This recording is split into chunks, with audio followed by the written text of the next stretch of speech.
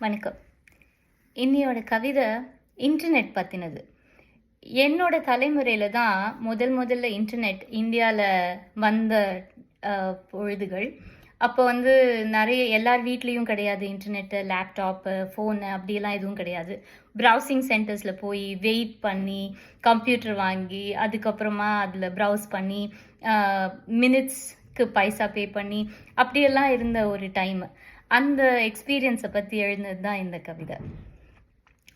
தொலைபேசி பேசா தூரத்தை வலை வீசி பேசிய காலங்கள், விலை பேசி விற்கும் ஒன்றாக வலை பேசி மலியா காலங்கள், 1000 பேரில் ஓரிருவர் வலை பேசத் தெரிந்த காலங்கள், ஏனையர் எல்லாம் வலைதளத்தை வெறும் ஏசித் திரிந்த காலங்கள், கணினிகள் கடைகளில் மட்டுமென இருந்து வந்த காலங்கள், கணங்கள் எல்லாம் கடைகளிலே கணக்கில் வந்த காலங்கள், கணக்கில் வந்த கணங்களுக்கு காசு தந்த காலங்கள், காசை தந்தும் கணினிக்காய் காத்து கிடந்த காலங்கள், கணினி அறையில் காற்றை விட கதவை தேடிய காலங்கள், கணினி திரைக்கும் கதவிற்கும் இடையே காதல் மலர்ந்த காலங்கள், இருட்டில் வலைதளத்தில் கனவுகள் புனைந்த காலங்கள், கடைகள் சாத்தும் நொடிகள் வரையில் மின் கடிதம் எழுதிய காலங்கள், யார் அங்கே என்ற குரலுக்கு யாஹூ தூதுவன் ஓடி வந்தான்.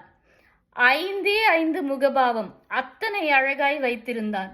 பேசத் தொடங்கிய முதல் வரியில் ஓசையின்றி தொங்குவதும், முக்கிய செய்தி சொல்லுகையில் மொத்தமுமாய் மூடிக்கொள்ளுவதும் தூதுவன் தந்த பரிசுகளாய் நம் பொறுமை வளர்த்த காலங்கள், கணினி கடையின் மின்வெட்டில் மனம் வெட்டி விழுந்த காலங்கள், தாயும் தந்தையும் அறியாத ரகசிய மொழியாய் வலைதளங்கள், ரிடிஃப் யாஹூ இரண்டேதான் தாரக மந்திரம் இளைஞரிடம், தவறோ சரியோ அனைவருமே வலையில் விழுந்த முதல் முறைகள், பிரைவசி என்ற சொல்லினையே முதன்முறையாய் சுவைத்த தலைமுறைகள், நாங்கள் வலையில் பாதம் பதித்த விலைமதிப்பில்லா தலைமுறைகள்.